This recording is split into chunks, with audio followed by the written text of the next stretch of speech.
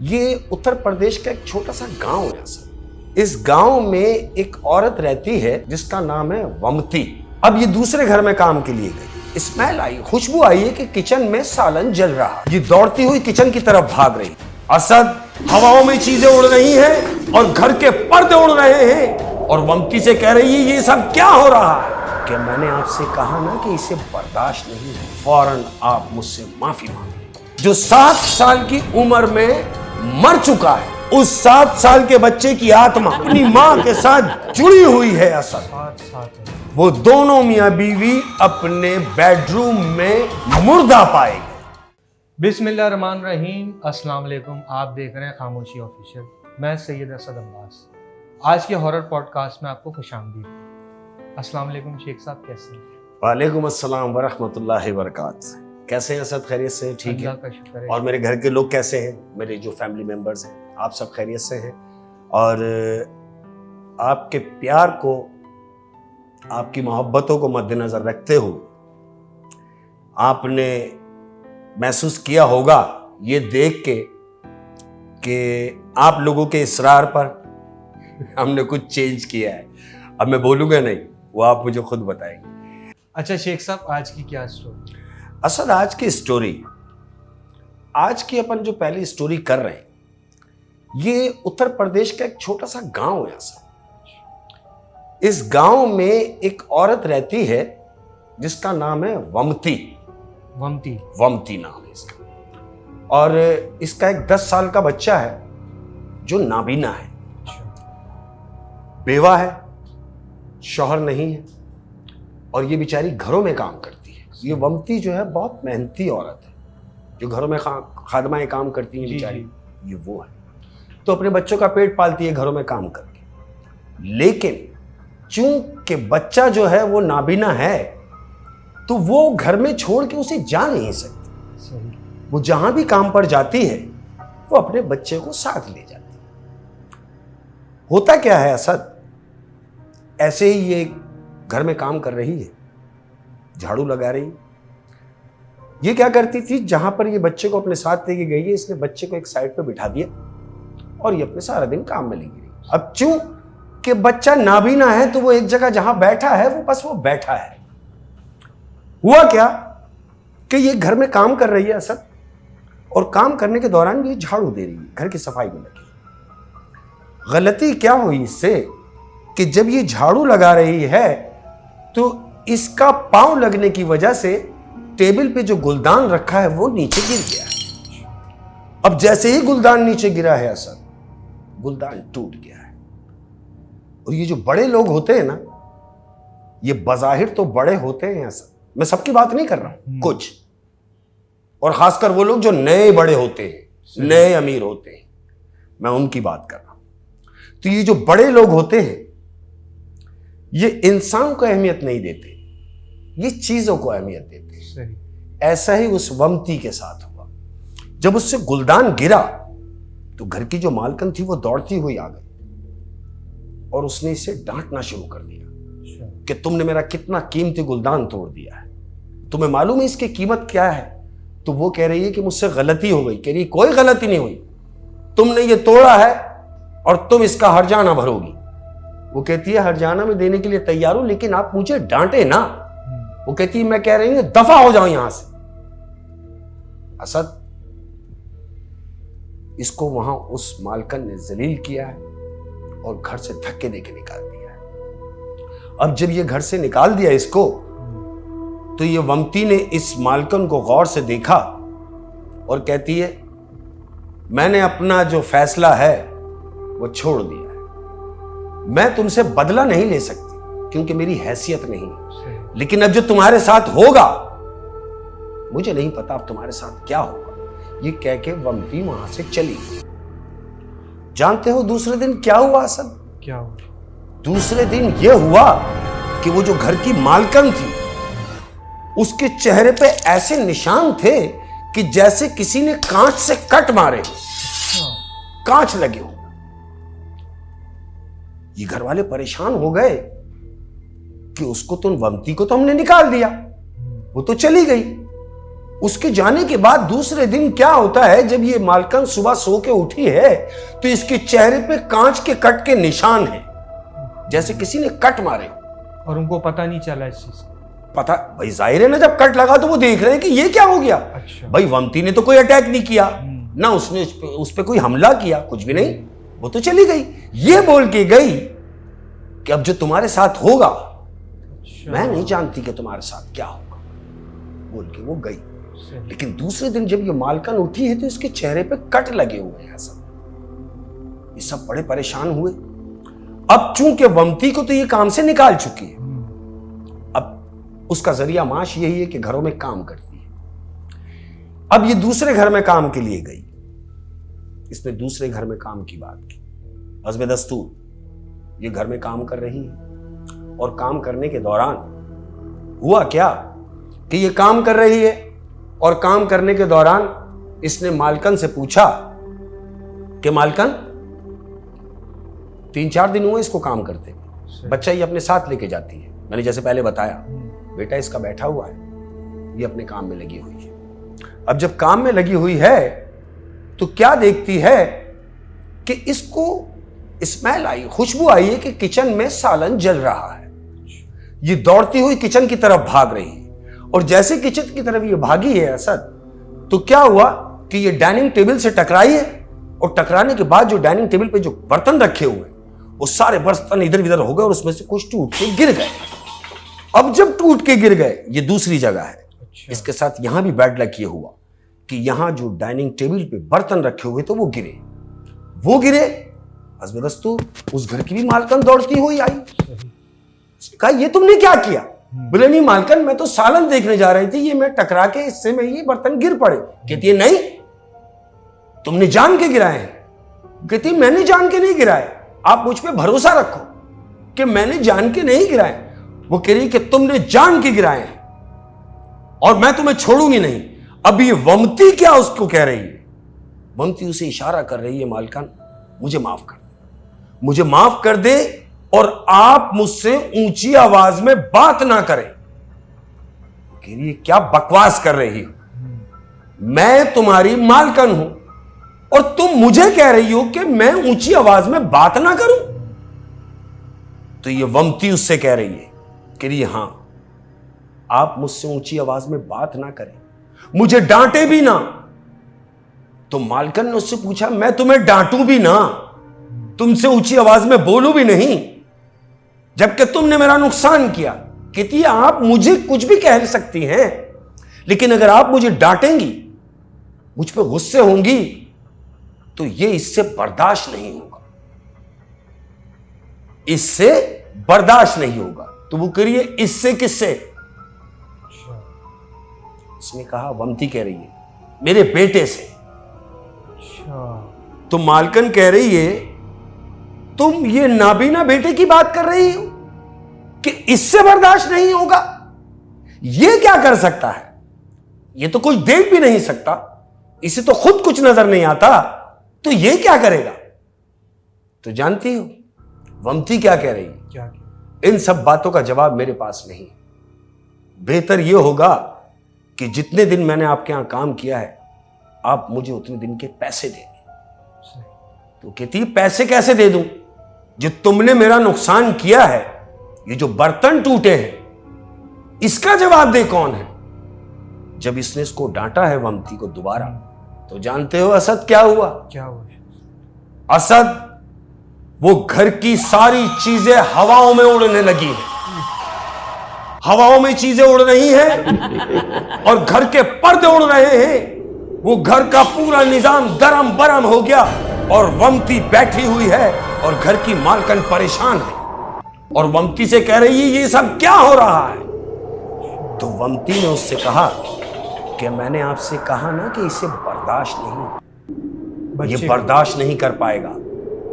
तो मालकन को इस बात की हैरत हुई ये देखकर कि ये तो अपनी जगह से भी नहीं उठा, इसने कुछ किया भी नहीं। तो वमती से पूछ रही है कि ये जो सब हो रहा है ये कौन कर रहा है? वमती ने कहा मैं आपको इस बात का जवाब नहीं दे सकती।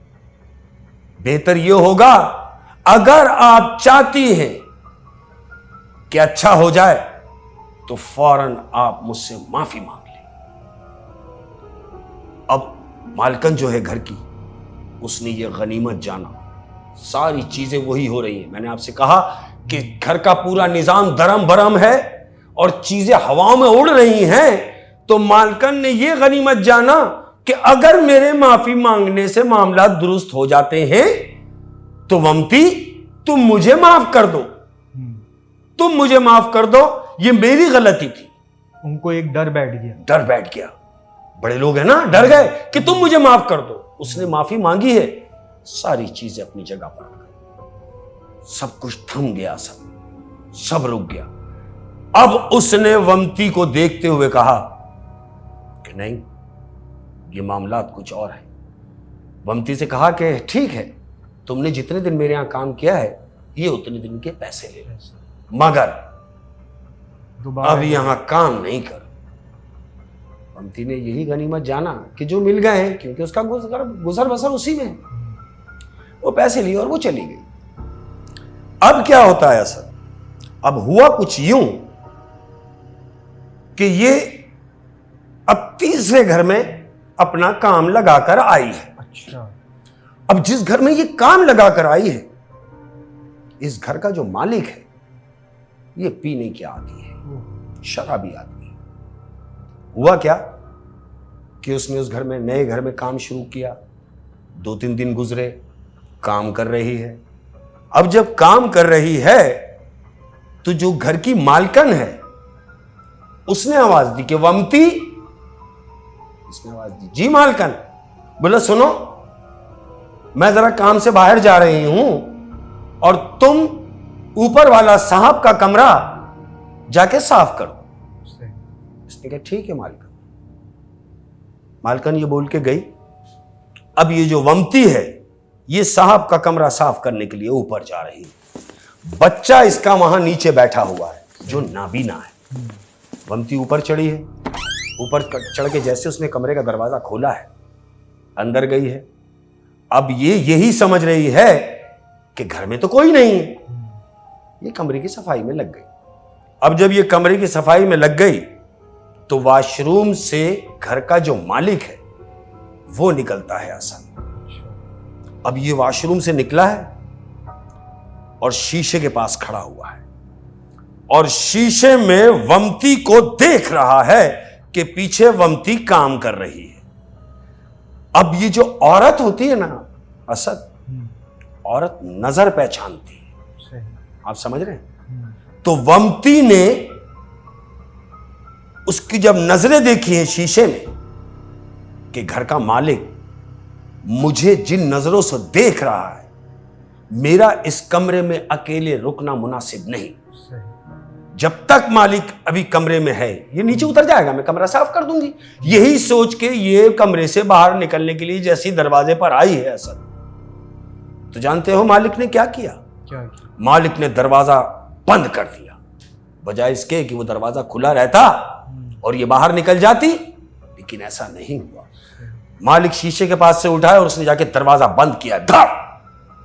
और वमती से कहता तुम्हें क्या जरूरत है काम करने की? तुम्हें कोई जरूरत नहीं काम करने की। तुम्हें पैसे की जरूरत है, मैं तुम्हें दूंगा। तुम्हें किसी भी चीज की जरूरत है, वो मैं तुम्हें दूंगा, मगर अब ये जो मगर का लफ्ज है ना असद, ये मगर का लफ्ज मतलब ये तो नाकाबिले बर्दाश्त है उस औरत के लिए जो सारा टाइम, जितना भी टाइम अपने मियां के मरने के बाद उसने दिया घरों में काम करने के लिए, वो मजदूरी करके घरों के बर्तन धो के लोगों की धुतकार सुन के अपने बच्चों का पेट पाल रही है। तो उसके लिए ये बात नाजेबा है। उसने कहा कि आप दरवाजा खोलते हैं या मैं शोर मचाऊं? तो उसने कहा मचाओ शोर, यहां कौन आने वाला है? अब जब इसने शोर मचाया है असद, तो दरवाजे के पीछे से आवाज आती है कि कोई दरवाजा नॉक कर रहा है। और वो जो दरवाजा नॉक कर रहा है वो जानते हो कौन है? कौन है? वो इस घर की मालकन है। क्यों? कि वो गाड़ी की चाबियां लेना भूल गई, वो कमरे में है, वो घर में वापस आ गई। उसने दरवाजा बजाया, वमती ने जैसे दरवाजा खोला है तो जानते हो क्या देखती है? क्या देखती? कि मालकन बाहर खड़ी है और मालकन ने देखा कि वमती का दुपट्टा जो है उसके सर पे नहीं है और ये मेरे शौहर के साथ कमरे में मौजूद है। तो बजाय इसके कि वमती उससे उसके शौहर की शिकायत करती, ऐसा नहीं, उसके शौहर ने अपनी बीवी से कहा कि देखो वो तो अच्छा हुआ तुम वक्त पर आ गई, वरना ये औरत के इरादे कुछ और थे। उसने उस बात को उलट दिया। अब ये जो मालकन है घर की, इसने ये सोचा कि अगर मैं नहीं आती तो यहां तो कुछ भी हो जाना था। सही। असद वो कमरे में आई है। कमरे में आने के बाद उसने दरवाजा बंद किया और उसने उसको पीटना शुरू कर दिया। उसने उसे मारना शुरू कर दिया। किसको? वमती को। वो मार रही है और कह रही है कि मैं तुझे छोड़ूंगी नहीं। और मियां अपने आप को सेव करने के लिए वो कह रहा है कि मारो इसे, मारो, ये औरत ठीक नहीं है, इसे मारो। असद, दोनों मियां बीवी ने उस वमती को मारा है कमरे में। मारने के बाद इसको बिल्कुल अधमुआ कर दिया है और इससे कहा कि चलो यहां से दफा हो जाओ, तुम्हारा अब इस घर में कोई काम नहीं। असद ये कमरे से लड़खड़ाती हुई नीचे आ रही है। इसने अपने बच्चे का हाथ पकड़ा है और गेट की तरफ गई है बाहर निकलने के लिए। तो ये दोनों मियां बीवी खड़े हुए इसको देख रहे हैं, वमती को और इसके बच्चे को। अच्छा शेख साहब, पहले ये 2 जगह पे काम कर चुकी है, दोनों जगह ऐसा इंसिडेंट हुआ है? बिल्कुल हुआ। अभी तीसरी जगह है ये इसके साथ। अब तीसरी जगह भी जब इसे भगाया जा रहा है गलत इल्जाम लगाकर, तो वमती ने रुककर इन दोनों मियां बीवी को कहा, तुमने अच्छा नहीं किया, आज की रात तुम दोनों पर भारी होगी। ये बोल के वमती चली गई। वमती तो निकल गई असद, लेकिन जानते हो दूसरे दिन क्या हुआ? दूसरे दिन वो दोनों मियां बीवी अपने बेडरूम में मुर्दा पाए गए, मर गए। किसने मारा? कुछ नहीं पता। शक की बुनियाद पे कि घर का जो खानसामा कहें जिसको, जो घर का खानसामा है, उसने ये कहा पुलिस को, इन्वेस्टिगेशन जब हो रही है तो वो कहा कि भाई कल जो घर में काम करने आती थी उनसे इनकी कुछ तल्ख कलामी हुई थी। वो तो उसको तो निकाल दिया, लेकिन वो तो चली गई, उसके बाद ये दोनों मर गए। मरे कैसे ये नहीं पता। पुलिस ने इन्वेस्टिगेशन करने के लिए वमती को थाने बुलवाया। इसके दिल में कोई ऐसी बात नहीं थी। ये थाने गई, पुलिस ने सारा दिन इसको थाने में रखा। सबूत ना मिलने की बुनियाद पर, कुछ भी नहीं मिला, इसको छोड़ दिया गया। वमती घर आ गई। 3 दिन ये कहीं काम पे नहीं गई, अपने घर में ही है। अब जानते हो क्या होता है? असद, 3 दिन के बाद इसको किसी ने बताया कि एक पंडित हैं जिनको एक अदद खादमा की जरूरत है अपने घर के लिए, तो तुम वहां चली जाओ, हो सकता है वो तुम्हें काम पे रख ले। अब मरता क्या नहीं करता। उसने कहा बिल्कुल ठीक है। ये उस पते पर पहुंची जो वो पंडित का घर था। ये वहां पहुंची असद, दरवाजा नॉक किया। पंडित जो है उन्होंने दरवाजा खोला और वमती को देखा, और देखते ही वो पंडित वमती से कह रहा है तुम काम के लिए आई हो? वमती ने कहा हाँ जी साहब, मैं काम के लिए आई हूं। तो कहता है आ जाओ, अंदर ले गए। अपनी बीवी को बुलवाया और बीवी से कहा कि लो भाई ये आ गई है, तुम्हारा नाम क्या है? उसने कहा वमती। तो इसने बीवी से कहा देखो भाई वमती आ गई है, अब तुम परेशान नहीं होना, तुम्हारा ये हाथ बटाएगी। बीवी को इत्मीनान हो गया। वमती ने अपने बेटे को बिठाया एक जगह और अपने काम में लग गई। असद, रूलिंग बन गई, हस्बे दस्तूर सिलसिला चलता रहा। लेकिन जब जब वमती काम पे वहां पंडित के घर में जाती रही, पंडित उसको देखता रहा। पंडित उसको देख रहा है। अब मैंने कहा ना कि औरत नजर पहचानती है। वमती अपने काम में मसरूफ है। काम में मसरूफ होने के बाद जैसे ही अचानक इसने उसको पंडित की तरफ देखा है, तो पंडित बजाय इसको देखते हुए उसने एकदम झेप के कहीं और देखने लगा। वमती फिर काम में लग गई। पंडित ने फिर उसकी तरफ देखना शुरू कर दिया। अब ये रोज की रूलिंग हो गई कि वो सिर्फ उसको देखता है। 4-5 दिन गुजरे होंगे। 4-5 दिन गुजरने के बाद जानते हो पंडित क्या कह रहा है? क्या कह रहा है? वमती अपने काम में मसरूफ थी। इसने आवाज दी, वमती। वमती आई। जी साहब। बोला मुझे एक बात बताओ। पूछे साहब। बोले मुझे ये बताओ, क्या हमेशा तुम्हारे शौहर के मरने के बाद तुम्हारे दोनों बच्चे तुम्हारे साथ ही रहते हैं? 2 बच्चे? शाबाश। बच्चा तो एक था। मैं वहीं आ रहा हूं। वो कह रहा है पंडित कि तुम्हारे शौहर के मरने के बाद तुम जहां भी काम पर जाती हो, क्या तुम्हारे ये दोनों बच्चे तुम्हारे साथ जाते हैं? अब जब वमती ने यह सुना तो वो कह रही है कि रुकिए रुकिए, आगे कुछ ना बोलो। बोले बोलूं क्यों ना? अरे मैं बोलूं क्यों ना? मैं ये तुमसे पूछने का हक रखता हूं। मुझे बताओ क्या तुम्हारे दोनों बच्चे तुम्हारे साथ ही रहते हैं? जबकि तुम्हारा ये बेटा जो है ये नाबीना है, और तुम्हारा दूसरा बेटा जो 7 साल की उम्र में मर चुका है, वो भी तुम्हारे साथ ही रहता है। उस 7 साल के बच्चे की आत्मा वो अपनी मां के साथ जुड़ी हुई है। असल 7 साल का बच्चा है, उसकी आत्मा अपनी मां के साथ जुड़ी हुई है। तो वमती ने इससे कहा, पंडित से, कि देखो मैं समझ गई, ये बात मेरी समझ में आ गई कि आप सब कुछ जान चुके हैं, और जब जान ही चुके हैं तो इस बात का किसी से जिक्र मत कीजिएगा। क्यों? कि ये दोनों बच्चे, ये हकीकत है कि मेरे साथ होते हैं, लेकिन कोई मुझे डांटे, कोई मुझे झाड़े, कोई मुझ पे गुस्सा हो, तो ये तो अंधा है, कुछ नहीं कर सकता। मगर वो मेरा बच्चा जो मर चुका है, वो उनको सजाएं दे देता है, उससे बर्दाश्त नहीं होता। तो पंडित ने जानते हो क्या कहा?